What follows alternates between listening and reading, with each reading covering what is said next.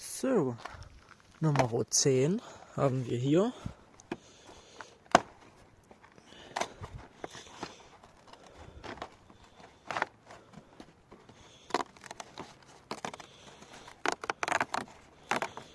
Das sind 3-mal Geisterstunde. So, der erste.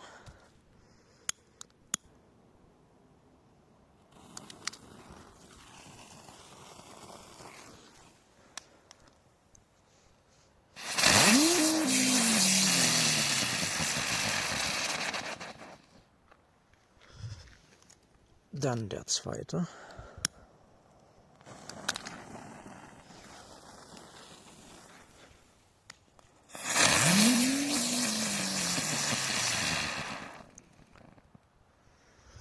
Und der dritte.